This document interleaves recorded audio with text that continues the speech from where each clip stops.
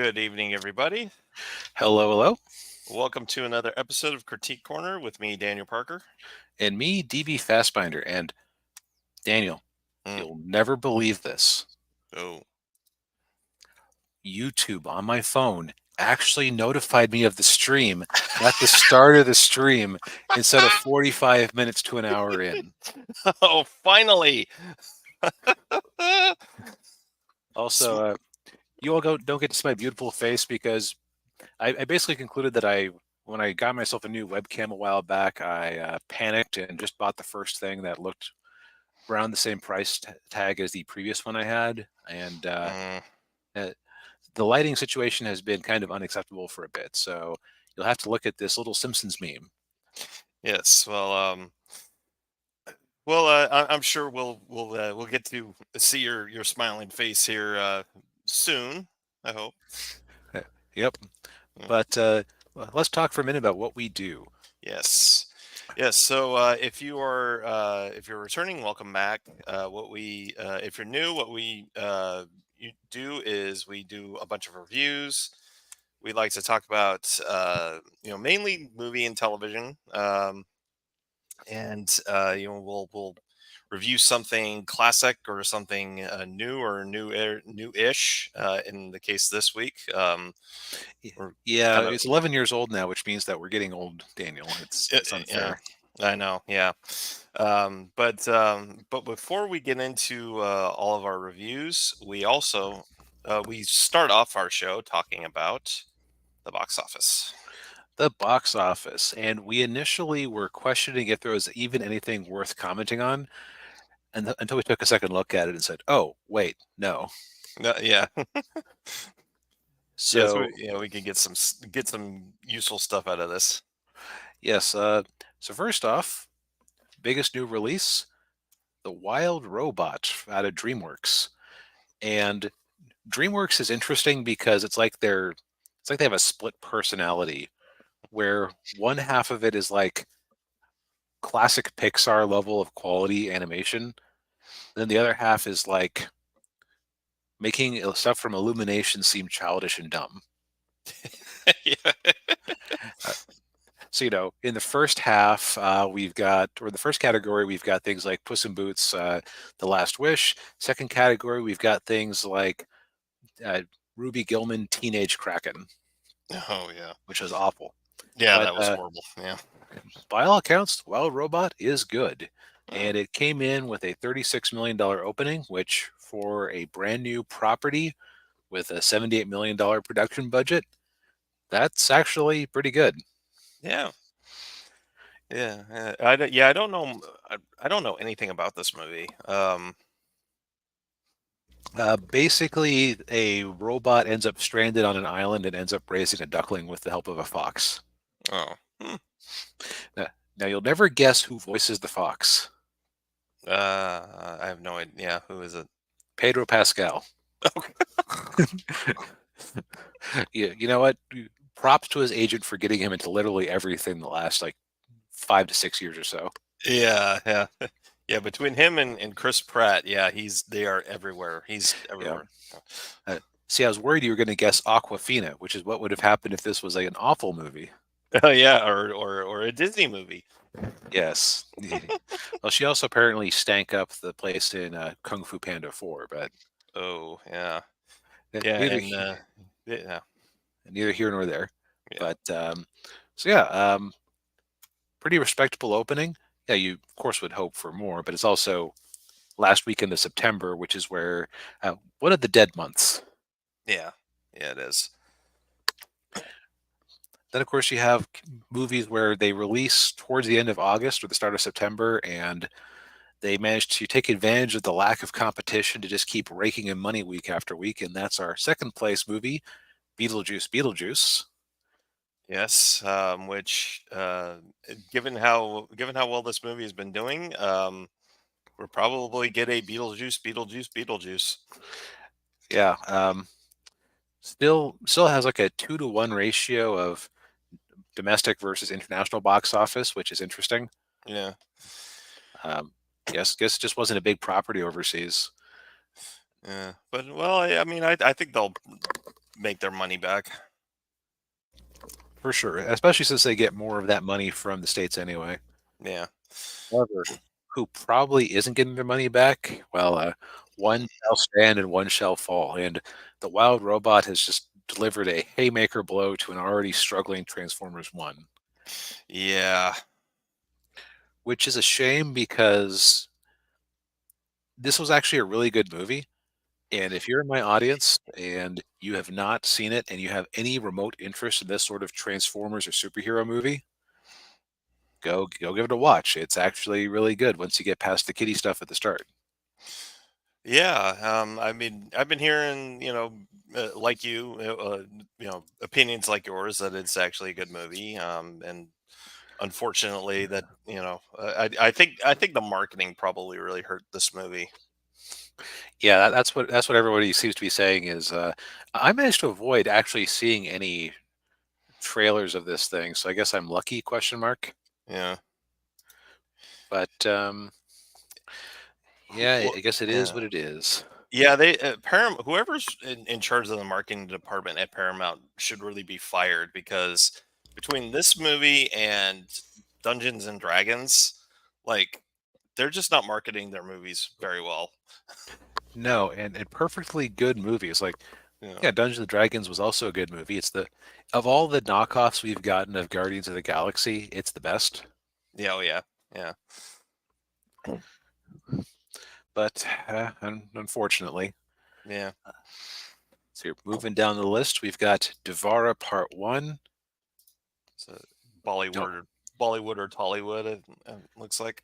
yeah, $75 million production budget. Whoa. Wow. That's expensive. Yeah, they're going hard. Although I wonder, does the numbers actually track Indian box office? So let's find a movie that's been out for a while and see if they have a tab for that, because that looks to me like it's online to be a underperformer, unless this website just doesn't see India. No, it sees India. It sees India. Interesting. Maybe they're just not reporting it for whatever reason, or Yeah. or they did a weird thing and it came out here in the States and internationally first. That That doesn't yeah, make that I don't yeah. but just from this cover, this looks like a fun, ridiculous action movie. Would be my guess, Yeah. Yeah. without any sort of actual information. Um, Speak No Evil eased down its third weekend, and I'm starting to wonder why they didn't take this sort of, um, I guess, existential dread horror thriller movie and put it out in October. Yeah, I don't know. My I guess I wonder how many studios were worried about competition from Joker 2.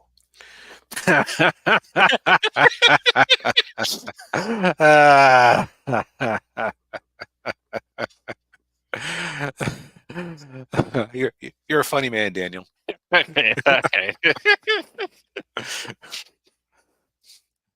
Although the humor is a little bit mean. Well, yeah, yeah. But of course, number 6 though is an interesting one too. That's a movie that's bombing badly. Megalopolis from uh, Francis Ford Coppola. It's like his passion project. Yeah, which he actually, I believe, sold part or all of one of his vineyards that he owned to fund this thing himself. Yeah. Everything I've heard about it just makes it sound like it was an incoherent mess. Mm, yeah. Yeah, I wonder how Coppola convinced Lionsgate to distribute it. Maybe he made them an offer they couldn't refuse. Yeah, I would imagine that Lionsgate has no skin in this game. Oh yeah, probably. Yeah. Well, and that's actually not that unusual for Coppola to do. When to get the Apocalypse Now made, I think he put his house up as collateral. Mm, Yeah. So yeah. Well, you know what? The man's 86 years old. He got to make the exact damn movie he wanted to make. Yeah. So, There's that. yep, can't fault him on that. Mm. All right. Moving down the list, Deadpool and Wolverine is continuing to hold on there, although it's basically spent with Mhm. just a $3 million or less than $3 million. But 10 weeks out, 631 million in the bank. I think domestically, I think that Disney is satisfied with this. Yeah, yeah, it's already on video on demand. Oh, is it? Okay. Mhm. Oh, also, we forgot to mention Megalopolis just edged over 4 million for its opening weekend for a movie that Francis Ford Coppola put 120 million into. So Oh, yeah. Ooh, again, man's 86 years old. He made the exact movie he wanted to make. So yeah, yeah. it's here, rounding out the top 10. Never Let Go from Lionsgate. Oh, that's is that Halle Berry movie? Yes. Boy, this has not been a good year for Lionsgate. No, I mean between this and The Crow and Borderlands, it's oof. Oh, yeah, Yeah. yeah. My Old Ass from Amazon MGM. Mm. An 18th birthday mushroom trip brings free-spirited Elliot face to face with her wisecracking 39-year-old self. But when Elliot's old ass starts handing out warnings about younger self should do and shouldn't do, Elliot realizes she has to rethink everything about family love and what's becoming a transformative summer. Okay, so 18-year-old girl has a mushroom trip. Nah, I don't think so. Uh, No. uh, right. If you assume that it's actually speaking with her older self, and Yeah. then top 10, Howl's Moving Castle, Oh. Hmm. which yeah, that's interesting that it got a re-release. Yeah. Okay, that's funny that this is actually like a huge spike to its domestic box office because it went from 5 million up another 2 million. Uh, Miyazaki films aren't usually like actually all that successful just because in the States, just because they don't usually give them wide releases. Boy and the Heron was kind of an exception there. yeah. Yeah. But yeah, that gets us out of the top 10. So I guess I think our takeaways are the world is kind of tired of Transformers, Yeah. Which is not. justly or unjustly. Yeah.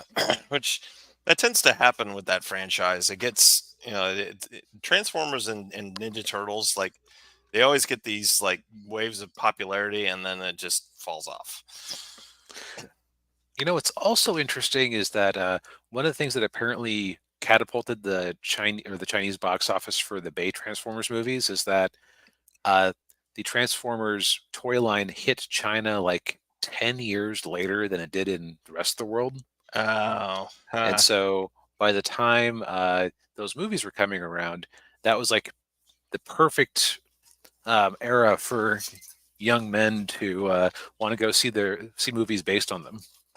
Yeah. And it also explains why I can't remember which one it was that they filmed in Hong Kong. It was the fourth one. Geez, how many did they make? I completely forget. Well, Bay did five, and then you had the two spin-offs. You had Bumblebee, and then Rise of the Beast. So seven, I guess. Hmm. And then Transformers One makes eight. Okay, so I guess six proper live action movies. If you don't count Bumblebee as a, when I say proper, I suppose I should say Oh, in the style of the Bay movies. okay, yeah, yeah. All right. Well, I think that we've delayed this long enough because Yeah. and oh, so I accidentally grabbed the wrong links here. Gave me a moment to correct myself. All right. Well, I'm gonna take you off that because I don't want us to get copyright claimed by Mass Yeah. playing that video. um, but yeah, so our first video or our first review is Kite Man, which is Kite Man, the hell yeah. Kite Man. Hell yeah, yeah. Which DB has been threatening to have us watch for a couple of months now. Yeah, and so I was kind of morbidly curious just because I watched a season of Harley Quinn. Um, then I uh, watched a few episodes of the second season, and around the time when Harley literally bit off the Penguin's nose, I said, "Yeah, I know this show is kind of too much for me." And I can understand why. And then after uh, watching oops, wrong one. Uh, there we go. Which one was the one I usually use? Is it that one? Yeah. Okay. There we go. All right. See, I accidentally made the mistake of opening all of my IMDb links in the wrong spot. Yeah. So ignore me while I work. Daniel, Okay. tell him about Kite Man from the Yeah. perspective of somebody who never saw a single moment of Harley Quinn. Right. Yeah. So I got about a minute and a half into the first episode, and I wanted to do harm to the people who wrote it, because I it was just like it was so painful. Like the jokes and the banter is just so bad. I was just like with the Legion of Doom, like you had Bane in there, wearing who's wearing a gimp mask. I don't know why he's wearing a gimp mask. Because Um, funny, I guess. yes, yeah, and he's talking about having something to reform broken chips at the bottom of the bag and make them Right? whole again. Yeah, Lex Luthor's announcing, "Oh, we've got The anti-life equation. Yeah. right. We got the anti." Or yeah, he's like announcing, "We've got something to announce," and Bane's like, "Oh, is it a machine that takes the chips at the bottom of a bag and reconstitutes them into full chips again?" Yeah, and Lex Luthor says, "Shut the f up." Yes, as he rightly should. Yeah. Um, and so, having seen as much of Harley Quinn as I have, that's very in keeping for their version of Bane. Mhm. I think that the whole writing process for this whole series is basically the writers and voice actors being very amused with themselves behind the scenes and just doing improv, I guess. Yeah. 'Cause, like they all think that they're all extremely hilarious, just extremely hilarious. Yeah, and yeah, part of me wonders how many illicit substances they were doing when they were coming up with this crap. A fair question. I, Yeah. I I think that the biggest sin of this is that okay, so Kite Man has been kind of on something of a renaissance question mark Mhm. since Tom King decided to throw him into his run on Batman from a few years back. Um, Basically, they take a Silver Age superhero. In fact, let me go ahead because when I was looking up that. Oh God. Okay, so uh, sorry, image search had an annoying thing where they had actually taken a classic comic panel and edited it in him in saying "Kite Man, hell yeah," but like they basically took this character Oh boy. and like it's one of those silly concepts because as much as some people try to deny it, superheroes were largely for children or just Mhm. people who wanted some silly disposable entertainment back in the day. Yeah, Um, and yeah, and you can't think up the Riddler or the Joker every single month when you're cranking out new villains. So yeah, this probably happened on a month where they were phoning in a bit, And in the Harley Quinn TV show, they just kind of presented him as like a very dependable, nice guy, beta male who, for some reason, had always dreamed about being a supervillain. But that's Yeah. neither here nor there. Um, and he was actually engaged to Poison Ivy for a bit, but that broke up. I guess because the toxic fandom on Twitter decided that no, Harley has to be the one to date Ivy. Get rid of him. Yeah. Yeah. Yeah, and yeah, it can't be that Harley and Poison Ivy are just really good friends. No, they have to be doing it. Yep, constantly. Mm. So where the idea of giving him his own TV show came from, it must have just been people misreading some trends, or possibly it was probably greenlit back when under different management over at Warner Brothers, who were saying, "Well, we need to just crank out a whole bunch of stuff for Max." Mm. Who's got pitches? Yeah. Mm. And actually, if I'm an executive looking at a spreadsheet, this would be very appealing because animation team's already in place, voice acting cast is mostly already in place, Mm. so it doesn't take a whole lot of work to produce this. Yeah. Uh, Although I wonder if this got a season, if it's getting a season two or not. Given the state of Warner Brothers, almost certainly, I would assume no, because I Yeah. this thing came out and the only person who mentioned it was my dad, and he's a big DC fan, so he tends to watch just about anything Yeah. that they put out just for Yeah. curiosity's sake. Yeah, because Lance Reddick was the voice of Lex Luthor, and he sadly passed away last year. Oh, Yeah. So if it got renewed for another season, they would obviously have to get somebody else to play Lex Luthor. yeah. Hopefully this thing is gone. So we watched the first episode, and Mm. so I'm going to be an objective reviewer here for a moment. Okay. If you have to this point greatly enjoyed the Harley Quinn cartoon, this is basically the Harley Quinn cartoon with a focus on Kite Man instead of Harley Quinn. Yeah. Um, Um, the sense of humor is the same. Like things that this finds funny, superheroes and supervillains talking about inane BS. Um, Kite Man being pathetic. Um, Extremely over the top gore and violence that would not be allowed to be on TV. yeah. Yes. There's a scene where the Stephanie Brown Batgirl and impales the guy with a uh, with whatever those stands. Yeah, yeah, like the stands that they use to hold up ropes at banks Yeah. while she's stopping Kite Man's robbery. Um, Yeah.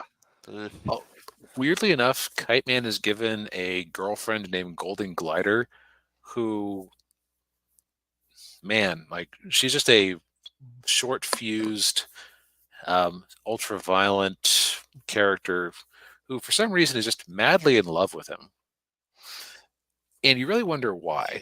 Yeah. Yeah. Uh, uh, yeah, their whole dynamic is very bizarre. Yeah. But I guess we should probably get to a little bit of the plot, which was um it's very much an excuse plot. yeah.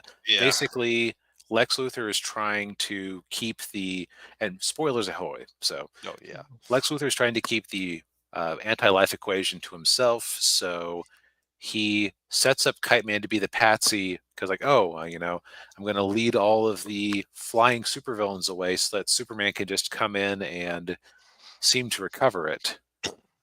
And oh, we need some sort of air cover, so I'll bring a Kite Man who I know will screw it up. Yes, which which happens, and uh Kite Man gets pretty badly hurt, and then he's of course hanging out at Noonan's, which is, I guess, the bar for all of the lower tier supervillains. And And so Lex Luthor decides that he decides to buy the bar because Kite Man opens his yap about how, oh, this is Right. the best place in the world and these are all my friends and da da da Right. da. You might have millions and millions of dollars, but you'll never have a real friend. Da, da, da, da, da. Yeah. And then and Lex is like Lex looks at Noon and he's like, how much for the bar? It's not for sale. I'll give you $10 million. Sold. Yeah. So what they have to do is they have to come up with $10 million suddenly, and they first ask Kite Man's wealthy dad for it before they decided to steal it from him. And Yeah. where I had some real issues with it was that it this is where the the writers of this series or the animators or whoever's in charge of putting out together the action scenes is like aroused by the idea of a female loudmouthed character just mowing through waves upon waves of guards in the most bloody over the top way possible. Yeah, and well, yeah, and there's even the scene when she uses her powers, and Right, even before she used her powers. yeah, yeah, and well, I was gonna say, Kite Man's like, I am so aroused right now. Yeah. Like, okay, yeah, yeah, all right, we know where they're going. We get it. Yeah. Yeah. Uh, But well, a- and what I'll say is that they do get their 10 million. They now own the bar, which I guess is their concept for the show. Also, Bane is just kicked out of the Legion of Supervillains, so he ends up joining, or Legion of Doom, I should say, and yeah. ends up joining the cast. Yeah, and apparently Lex is hiding the anti-life equation in the bar, in the cooler, and nobody Right, knows. which Nobody knows it's there. even though in theory, if they have a real rush on things one day, they'll go, "Huh, why is there a briefcase in the bottom of the freezer?" Yeah, yeah. But Ah, and I would say the greatest sin of this show is that they cast Keith David as Darkseid. It's like, oh yeah, oh, why couldn't we get Keith David Darkseid on a good show? yeah, Because for those of you who don't recognize the name right off the bat, he was Goliath in Gargoyles. He was the Arbiter in the Halo series. And if you've watched any sort of Western produced animation for any length of time, you've heard his voice somewhere. yeah. And he was also the voice of Spawn in the Oh, right. HBO Spawn series, animated series from the '90s, and he was also Captain Anderson in the Mass Effect trilogy. Yeah, yeah, he's been around for a long time. He was also in some of John Carpenter's movies. I mean, Yeah, yeah, the guy's a legend. Yeah, right. And he wasted some of his precious time on this. I hope they gave him a nice check. yeah, I do too. But so we've kind of been beating this up just because I kind of feel like it deserves to be beat up. It's hopefully an era of schlock content that we're getting away from in streaming shows. Mhm. Although just a transition, Daniel, it sounds like uh, regular TV isn't that much better. No, it's not. Yeah, I was looking on Twitter, and I'm kind of in like the Simpsons Twitter sphere a bit. I usually go in there and I'll throw in my Simpsons quotes every now and then. And I saw that the You've season. dragged me into it. Now I'm just getting constant Simpsons memes and references, which isn't a bad thing. Sorry, um, but the season premiere of the Simpsons, which is season 36, was getting a lot of hype. And after it aired, I saw that a lot of people were talking about it and saying that it was the quote unquote series finale. And I'm like, well, what the heck do they mean by that? Right. You'd think that they would have announced that, and that would have been big news and entertainment. Yeah, exactly. But so I ended up watching it on Hulu because they put the episode on there. I think it's on there until Monday. Um, I was right. Yeah, it's It's like a conveyor belt of some of the most recent ones. Right. Yeah. And so I watched it, and basically the premise of the episode is they're having a special of the Simpsons quote unquote series finale, and they're showing it, and it's in this theater, and they've got all of the different celebrities who have had guest appearances on The Simpsons, and the whole special is hosted by Conan O'Brien. And for those of you who know your Simpsons history, you'll know that Conan O'Brien was a writer on The Simpsons for a few years during uh, the early I parts of it. believe seasons 4 and 5. Yeah, A little thing there. So they had a bit where in the episode where gets famous for like the "I didn't do it" thing. yeah, yeah, They actually portrayed him as being the host of the late night show, uh, or like the super whatever show he ended up getting.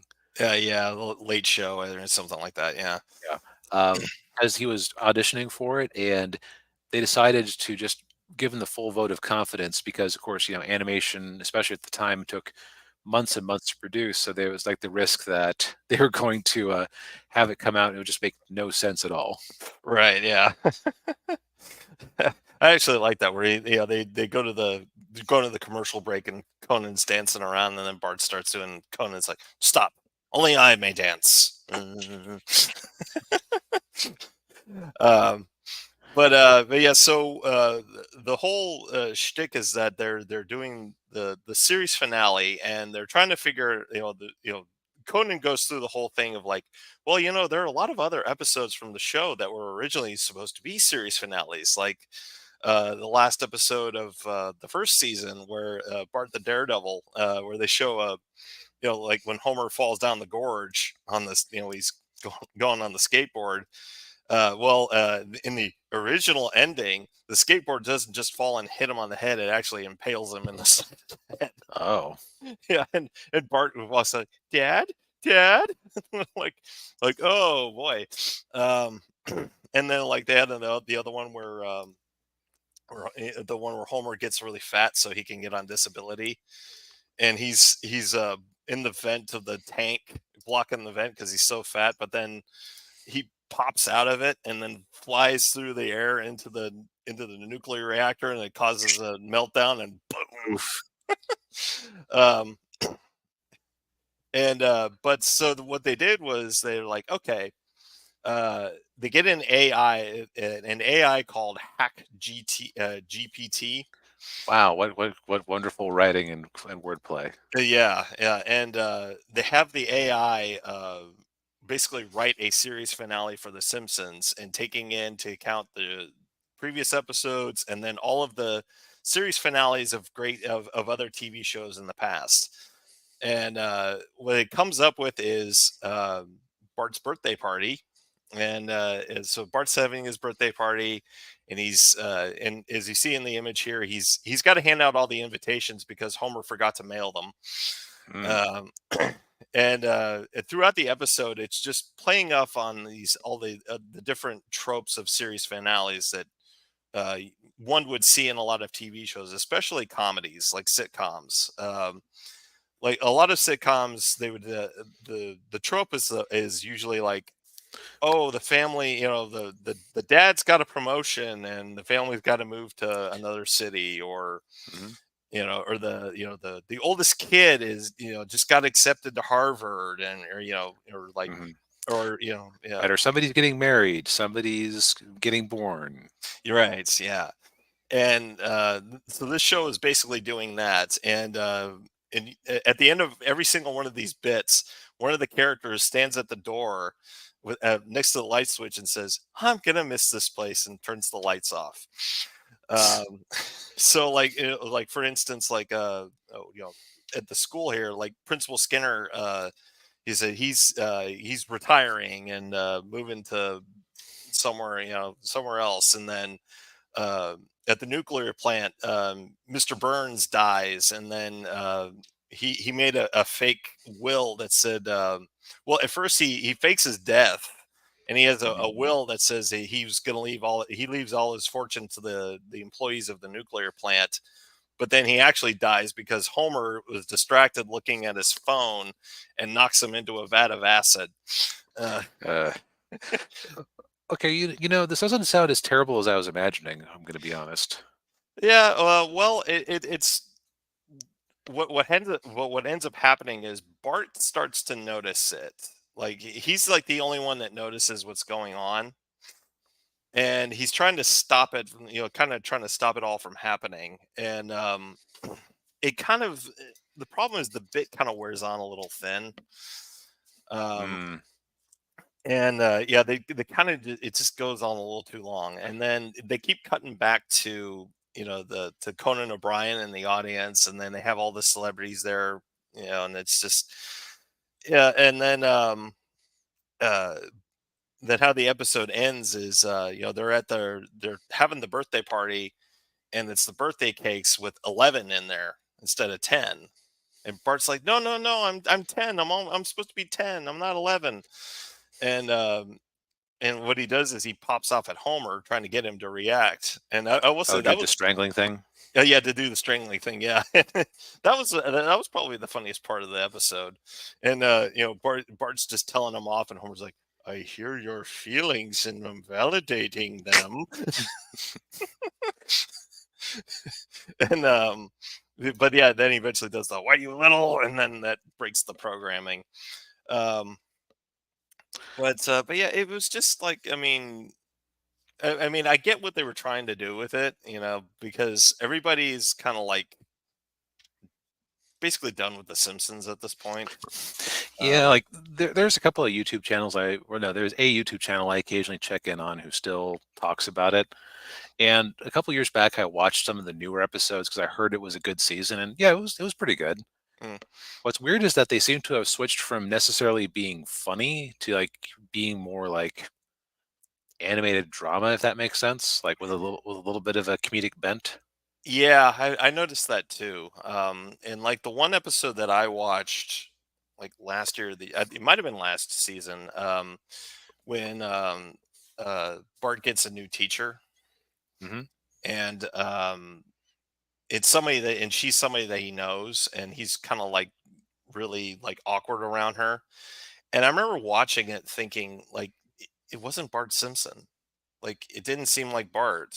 Bart was, he's the, charming, lovable bad boy. He's the, Right, he's the Hellion. he's the hellion. Yeah. But when I was watching it, I'm like, he was insecure. He was very needy. Part of me wonders if maybe Bart's been hanging around with Millhouse too long. That little nerdlinger was a bad influence. Yeah. um, But I'm thinking about it, and I think that it's probably playing to the audience because, okay, if you're still watching The Simpsons regularly at this point, yeah. it seems to me that you probably are watching because you're invested in the characters. So they probably are doing more of a character focus just to try and keep that audience happy. Probably, yeah. Um, the other thing too I noticed was that the voices are not quite as sharp as they used to be, and that could Yeah, I that mean, could be that could be a function of the actors being older. right. I Uh, mean, unfortunately, is it Julie Kavner who is Marge? yeah, She's unfortunately kind of hard to listen to just because she used to smoke a pack of cigarettes to go do Patty and Selma. So right. Yeah, like her voice is clearly hurting to do this part. So it's yeah, yeah. And the other one too is I don't remember her name, but the voice actress who's Millhouse. Like it didn't sound like Millhouse. mm. Yeah, So I know that the voice actress who did what's his name, Martin. Martin. Yeah. Uh, his voice actress died. She had also been Minnie Mouse for many years. Oh yeah, yeah. I remember. I So they remember. recast him. Okay. And But I think Millhouse is the same. oh, That's same fine. voice. I think it's the same. I think it's the same voice actress who does Bart. Who Well, was Bart was Bart's Nancy Cartwright. Pamela Hayden? Okay, so or she's one of deadpan. their secondary. Well, she does like a lot of voices for the show in Yeah. a secondary role. All right. Yeah, and well, and I will say Nancy Cartwright as Bart seemed a little like she doesn't sound like Bart anymore. Well, I mean, Bart's Uh, sounding more like a little girl than a little boy. and Homer really sounds more like Grandpa a lot of times when I check in. Yeah, yeah, and Castellaneta's like his crusty is very raspy now. Yeah. Well, that's 30 years of being on the air. Yeah, that's true. Yeah, which I mean, I just let it go, just please, Yes. just Uh, yeah, like I think there's a level where um like I mean they've been joking about the show being over since like the 11th season or so. yeah. Clearly, it's become an inside joke. Clearly, it's that the show should have ended a long time ago. Hmm. I so just listening to your description of it, it sounds like a kind of mediocre episode, not like hateable, just like tiresome. Yeah, basically. Yeah. And I think the sad thing is, imagine if they had actually gone to Chat GPT and asked it to write up a or series finale for The Simpsons and just gone with it. I think they could have punched up the jokes, but they would have to stick with the plot beats and everything. Yeah. I can just imagine how ridiculous that would end up being because I've played around with some of those things and it goes on tangents, Yeah. weird tangents. Yeah, I've done that too. Yeah, it's like, oh, okay, where are you going with that? The answer Yeah, is nowhere because it's just generating words in some sort of order. yeah. But yeah, I mean, I will say there was another funny part was at the end when the chat G or the hack GPT blows up, and all the celebrities are running out of the theater in a panic, and Tom Hanks was in there, and it's actually Tom Hanks, playing himself, and Ron Howard's there, and Tom Hanks shoves him out of the way. He's like, "Get out of my way, Opie." Uh, Which Tom Hanks is probably one of the few people who could call him Opie and get away with it. yeah, the other one would be Andy Griffith if he was still with us. Oh yeah, yeah. But Don Knotts, too, I suppose. yeah, yeah. Um, but yeah, I mean, uh, and I'm kind of with Tom Connors over at Midnight's Edge about this. Ironically, this could have been a series finale for The Simpsons. They could have done this as as an actual series finale, but they already they already shot their wad on that now. Yeah. So, well, I wish I had a transition, but our movie that actually has Tom Hanks in it won't be until our last of the night. So, Oh, yeah. speaking of, actually, no, this is a higher grade of nonsense than what you're describing.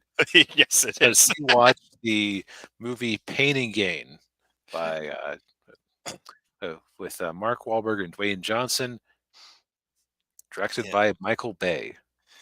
Yes. Yeah, this was my suggestion because I remember when this movie came out and thinking it looked really goofy, and I didn't go see it, and it's kind of always been like in the kind of in my backlog, like I might give this a watch at some point, and it's and As good of an excuse as any. yeah, but so yeah, this is a nonsensical, yeah, like you said, nonsensical comedy action movie, which oddly enough is based on a true story. Yes, we or Daniel found us a video that went over the movie and talked about what it got right and wrong, Yeah, and I would give it like either a C plus or a B in terms of how close it actually fit to the actual events.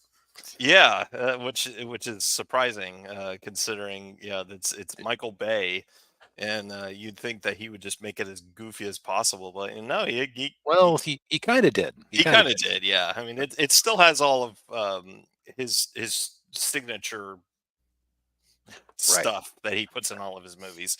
Yeah. Right. Like sex, violence,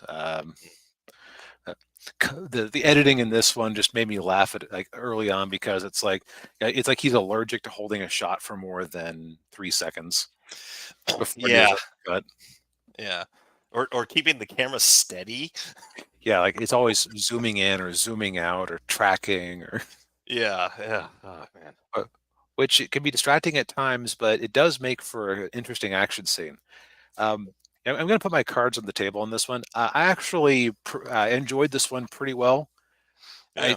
I think the fact that it was based on a true story and that they do actually they mention that at the start, and there's one point where there's this ridiculous moment towards like the back half where they like somebody's doing something ridiculous, which I don't think I'll spoil, Yeah. and it flashes up on the screen. No, seriously, this is based on a true or still based on a true True story. story. Yeah. Yeah. Ooh. But but yeah, so I guess we can get into the plot of the movie. So the movie takes place in Miami in the mid 1990s from like October of 1994 to what March of 95, I think think was it's what they like said. August. Yeah, it's like Or 19. August. Yeah. It, Yeah, it August. straddles 94 and 95. Right, yeah, so almost a full year, in the mid '90s, and in Miami, and we meet Daniel Lugo, who's played by Mark Wahlberg, and he's a ex-con who had a little Ponzi scheme going, and since getting out, he's managed to get a job as a personal trainer at the Sun Gym, which when he first starts working there is a real dump, but he manages to attract enough clientele in there that now it's this real popular place. What's really funny is how he does it, and it. So I actually found myself thinking, "Oh, come on! Like there are that many super attractive people at this gym." And it turned out one of the ways he was using to generate business was he let strippers have free memberships. Yeah. Which, you know what? You actually managed to justify it in story. So good job, Michael. Yes. Yes. Way to go. Way to go. Um, but yeah, so the thing about him is that he is it's interesting because I don't think I ever actually liked his character. I don't think he's supposed to be likable. No. And yeah, because yeah, so he's one of these guys who's like he always wants more. Like he wants to be more than he is, but he's so lazy he doesn't want to put in the work to do it. Right? Like he'll put in the work to do to bulk up and work out all the time, Yeah, but he wants the shortcut to money. yeah, and one of the ways he does that is he starts watching this motivational speaker, this Asian motivational speaker, which actually remember there being a guy like that. Yeah, I wonder if that was the same guy. It might have been, yeah, but well, he's played by Ken Jeong in the movie. Um, and but yeah, I seem to remember seeing a guy like that. But anyway, so he gets a new client at the gym. His name was what was the character's name? Victor Kershaw. He's played by Tony Shalhoub, and he's a total prick. Right? Like they just managed to they had a hard job here trying to make him they had to make him hateable, Yeah. but so that you didn't feel too bad with some of the stuff that happened to him in this movie. Right. Yeah. Um, yeah. So during all this, Lugo gets the idea that he wants to make a lot of money, and he wants to take it all from Victor, and so he gets with a buddy of his, Adrian, played by Anthony Mackie. That's Sam Wilson from the MCU, and they start concocting a scheme to try to kidnap him and steal all his money. And Right. Force him to sign over everything. Right, and of course the third person they get involved with it is Paul Doyle, and that's Dwayne Johnson's character. And Dwayne Johnson, you know, like Mark Wahlberg's character, he's an ex-con. Um, but while he was in prison, he found Jesus, and he's been trying to live on the straight and narrow ever since. But Mark Wahlberg pulls him back into the darkness, and Yeah, and I think that's a big part of why I hated uh, Daniel the character, not Daniel the co-host, of course. oh, But yeah, yeah, yeah, but it's part of the reason why I hated Daniel Lugo was that you know Dwayne Johnson's character was on the mend, and he just pulled him into a life of crime through little lies, little like, no, well, yeah, we can make this happen. Yeah, yeah, like just talking him into it. yeah, Um, yeah. He's like, oh, don't worry about it. I've seen a lot of movies. I know what I'm doing. so that's kind of the interesting thing about this movie. The way I would describe it is that it is um, it is Wolf of Wall Street, where everybody has a room temperature IQ.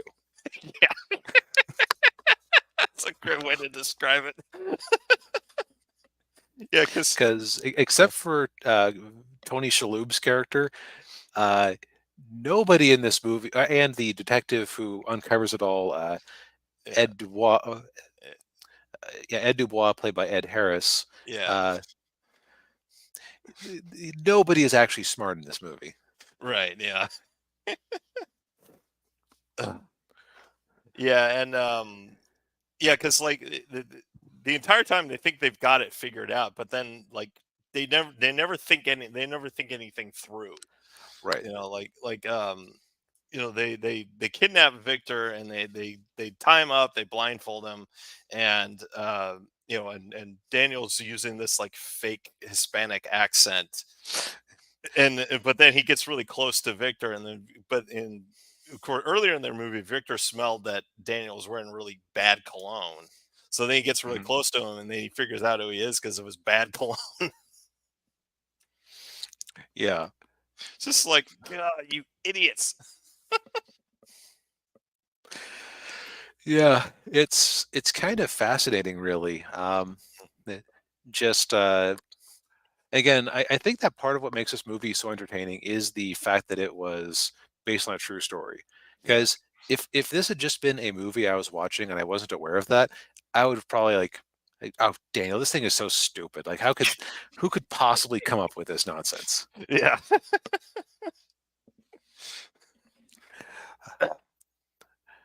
Yeah, so it is basically the rise and fall of this musclehead gang, and I'm in the position of having to say, like, it's actually a pretty well done movie. I can't think of anything I would actually change to achieve the effect they're trying to achieve. Yeah, same here. Yeah. Although I will say it might it kind of got a little slow um near the probably at the end of the whatever was the first act maybe. Second act But was a little slow, but other than that, like like once they actually got the money, you mean? yeah, once they actually got money, yeah, it kind of slowed a little. Yeah, that's true. There was like some bits where he was trying to win over the local kids. Yeah. Um, the other thing is that you never quite got again, like, Dwayne Johnson's character was a good guy. It, and it occurs to me, I almost wonder if this was like part of now this was before he had done too many of those Fast and Furious movies, and he realized that he could make a clause in his contract that said he had to be portrayed as a good guy and couldn't get hit too many times. Right. Yeah. Because yeah, he suffers a bit in this movie. Mhm. Um, other see other members of the cast who I wasn't expecting to see. I can't remember the last time I saw Rebel Wilson in anything. Yeah, I was thinking that too. And it was before she lost all that weight. Right. Yeah. Yeah. This would have been around when. Yeah. This is pretty close to. What's that musical movie that she's known Oh, for? Pitch Perfect. Pitch Perfect. Thank you. Never actually seen that. No, I haven't either, but yeah. But yeah. So Yeah, I would say this is actually pretty darn entertaining. Yeah, it is. Yeah, because it's just yeah, because the entire time you're just thinking, oh my god, these guys are so stupid. How are they getting away with this? Yeah. Oh yeah, and there's also a scene in the hospital with Tony Shalhoub's character that was just. I won't say what it was because I don't want. But it's like, Yeah. Yeah, I would give this a recommend. Now, here's the thing. mm, R rating. It oh earns yeah, the R rating. hmm There are some R-rated movies where it's like, okay, it's an R rating because it deals with with a heavy concept, and if you're there to coach your kid through it at the end, like it could be a eye-opening experience for them. No, just respect the R rating. yes, indeed, yeah. It's an R-rated Michael Bay movie. That should tell you all you need to know. If we've interested you in it, it's available right now on Netflix. Indeed, So, yes, uh, as is our final movie, which I had no transition for. yeah. Dun Dun dun dun dun dun. dun dun dun dun dun. Dun.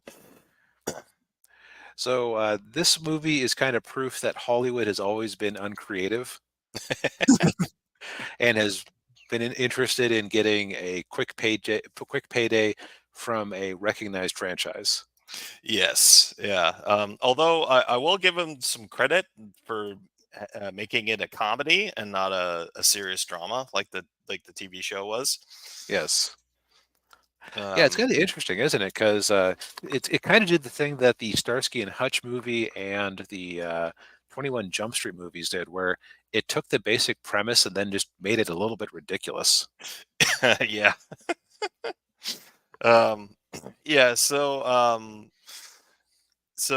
We with this Dragnet, we got Dan Aykroyd playing Joe Friday, although different Joe Friday. He's not the Jack Webb Joe Friday. He's his nephew, yeah. Right. And sorry, I swallowed the wrong way. They yeah, so he's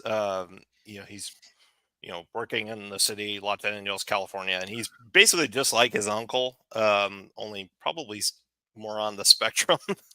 Yes, this is like pitch perfect casting for Dan Aykroyd because he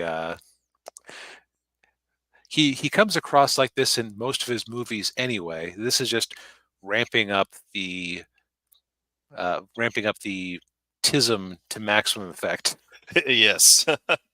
And the movie starts off where his partner retired, and so he gets a new partner in Pep Streebek, who's played by Tom Hanks, and of course, and it's the classic dynamic where you got the straight laced, by the book detective with the carefree, do whatever I feel like detective.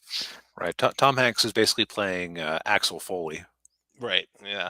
Um, and so they get partnered up and they have to investigate a series of robberies, and they're all related to this group or organization called Pagan, and Pagan is an acronym. I can't remember what People the against goodness and normalcy. yes, yeah. um, and they go to the zoo and they find a bunch of animals have been taken, like a snake and what A was the other, bat. a bat, yeah, and a They, lion. oh, they uh shaved a lion's well, mane, they shaved the lion's mane, yeah.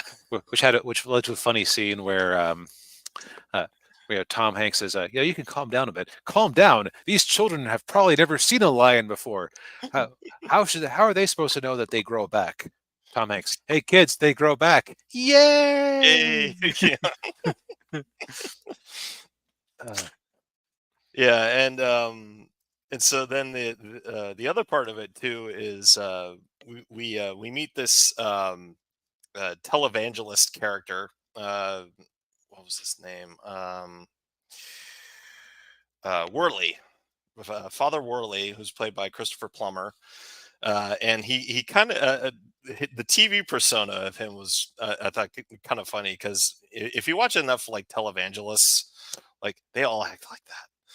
Yeah, Like, no, it was a pitch perfect parody of an 80s evangelist, yeah. televangelist. You also had somebody who was clearly supposed to be Hugh Hefner Oh as yeah. as one of the other victims of the crimes they're investigating. Yeah. And although I don't remember Hugh Hefner having that much of a lisp, I N- No, and actually no, maybe he's like a mix of Hugh Hefner and Larry Flint. oh probably yeah. Um, but yeah, yeah, there's some funny bits early on in the movie, where Friday is just being a little too uptight. Right. Like he's there in the middle of a car chase and he goes, what reckless endangerment, three different near collisions, disobeying the speed limit. And Tom Hanks is like, yeah, we've got him on the oh, you just were racking up the crimes for him, huh? No, I'm talking about you. Yeah. Um, so I would say this movie has so it has a few comedic things it's going to pull. This is definitely Dan Aykroyd's movie. Oh yeah, it Uh, is. Yeah.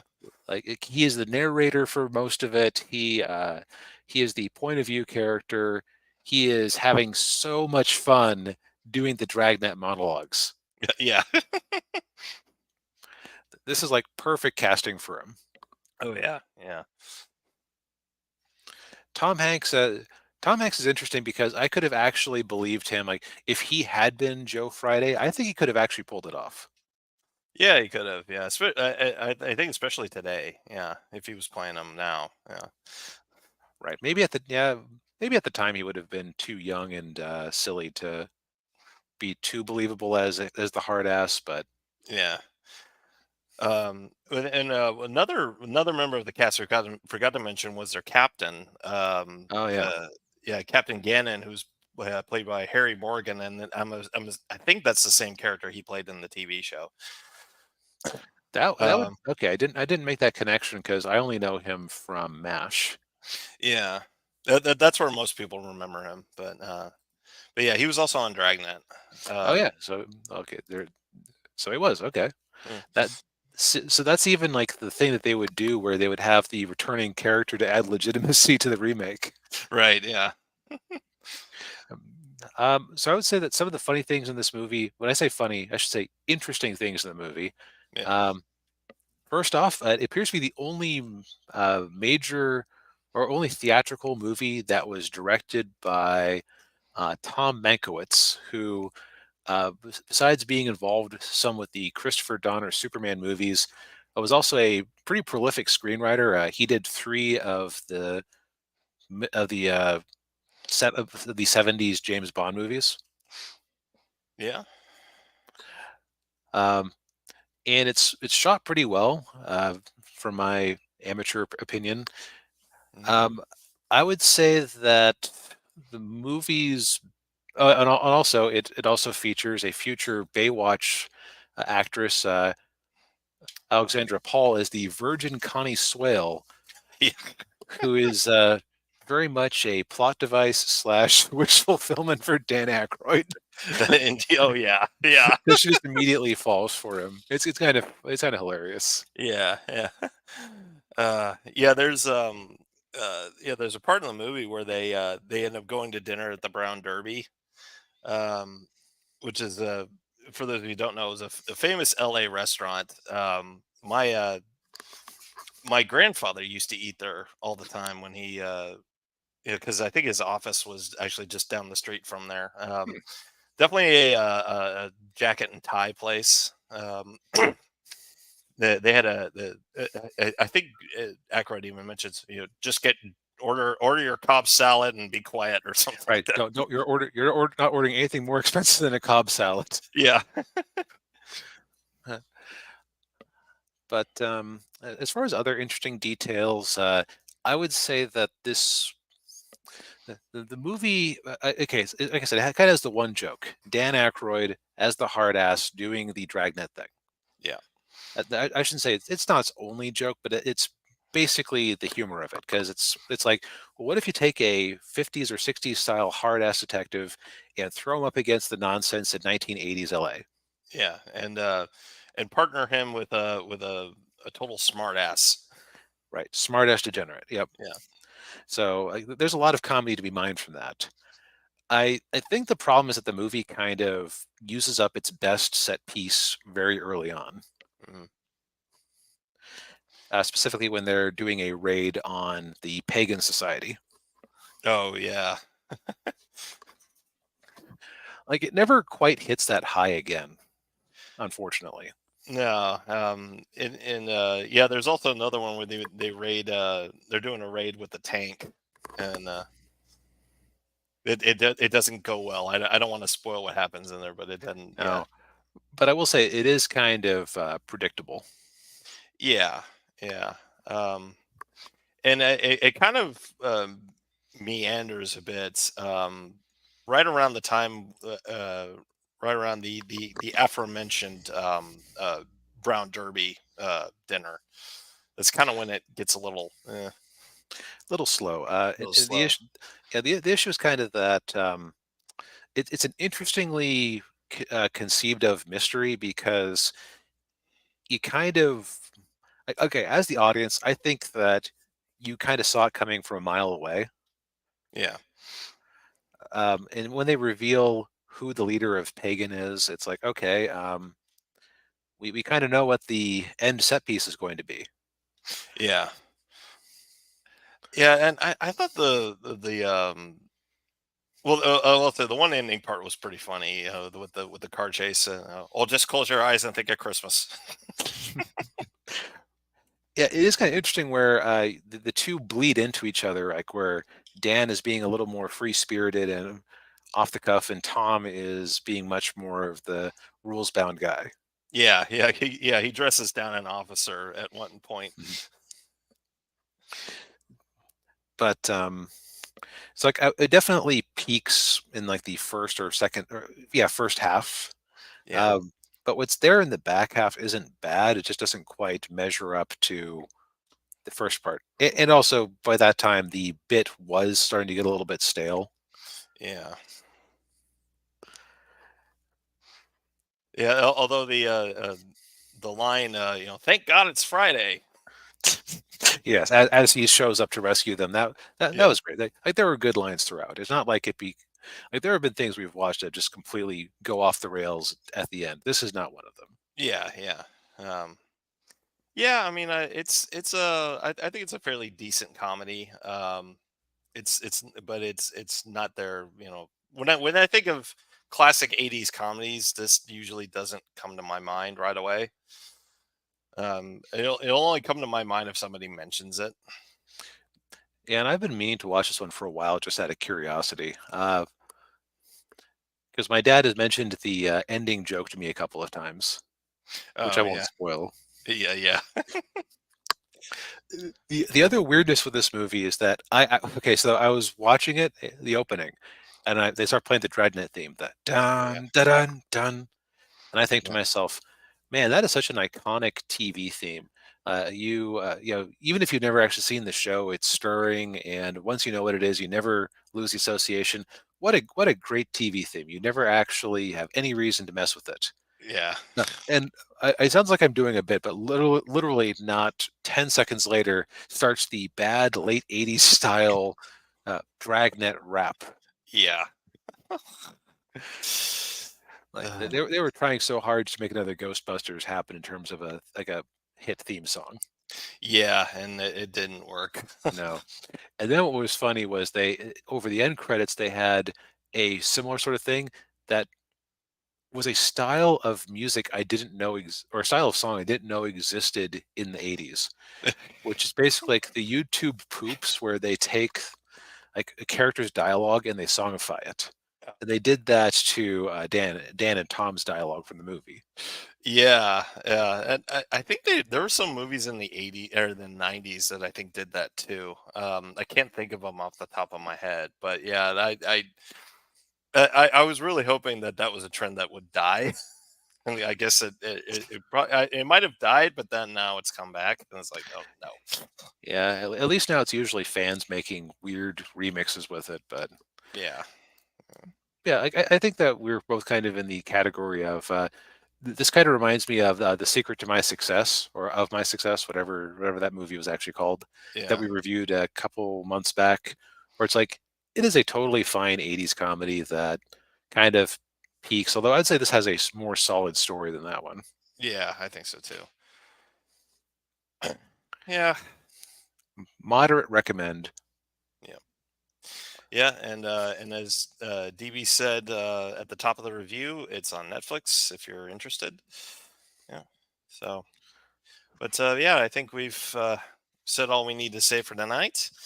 Uh, You know, we haven't I haven't timed it out yet, but it's gonna be so funny if that Simpsons review ends up being the longest thing that we talked about. It's either that or Kite Man. yeah. Oh boy. Well, Well, I'll let you know tomorrow when I edit the yeah, stream. you know, it is always interesting when something is just objectively wrong. It's way easier to start talking about it. Yeah, yeah, Hence why Mahler will do a multi-hour breakdown of a Star Wars movie that he didn't like, but like when he praises something, it's usually 30 to 40 minutes. Even the yeah. long man can't sustain loving something for that long. Indeed, yes. Well, thank you everybody for tuning in. We appreciate it as always. Indeed. Yeah. Hit the like button. Subscribe to the channel if you hadn't already. Ring the bell, and a quick reminder that uh, we get to 200 subscribers, uh, we'll watch Agatha all along. Which we've actually been making some decent progress lately. So that crazy boast of ours might actually come to be. Yeah, that yeah, might actually happen. Yeah. But yeah, so thank you again, and we'll see you next week.